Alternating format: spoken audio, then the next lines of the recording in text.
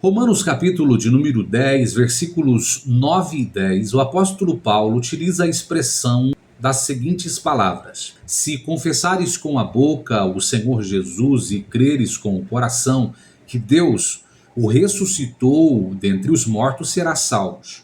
Pois com o coração se crê para a justiça e com a boca se faz confissão para a salvação.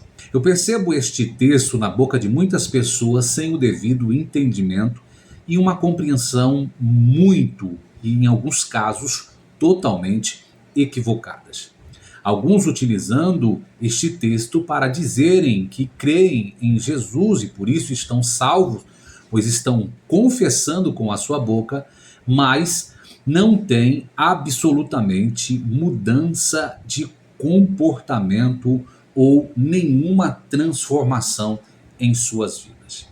Nós precisamos entender que a Bíblia explica a própria Bíblia e nós não podemos extrair versículos isoladamente de forma que contrarie outras verdades bíblicas, pois por mais que diversos autores foram os que escreveram e constituíram esses 66 livros inspirados, sabendo que a inspiração vem do único Deus, o Espírito Santo, e é por isso que existe uma concordância divina e miraculosa, onde nós observamos uma distância de muitos anos de uns para com os outros, e diferentes culturas e épocas, e a concordância escriturística ser tão perfeita é somente obra de Deus e não de homens. É preciso nós observarmos a primeira expressão que o apóstolo Paulo utiliza quando diz confessar com a boca o Senhor.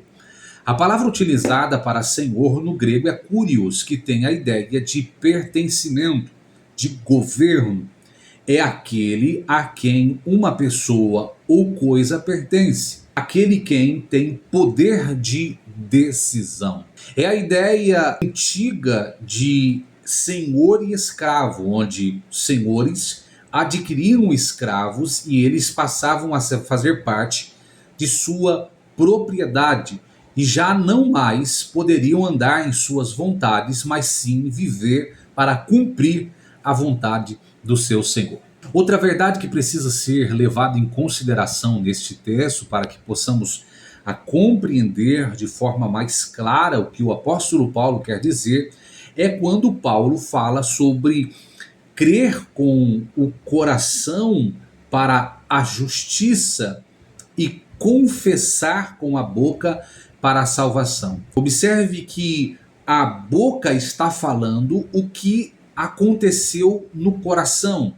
Então, primeiro acontece no coração para a justiça, para depois a confissão com a boca para a salvação. E precisamos entender as verdades que estão inseridas em alguns outros textos, como por exemplo em Provérbios capítulo 4, versículo 23, quando Salomão escreve dizendo que, sobretudo o que deve se guardar, guarde o coração, porque dele procede as saídas da vida.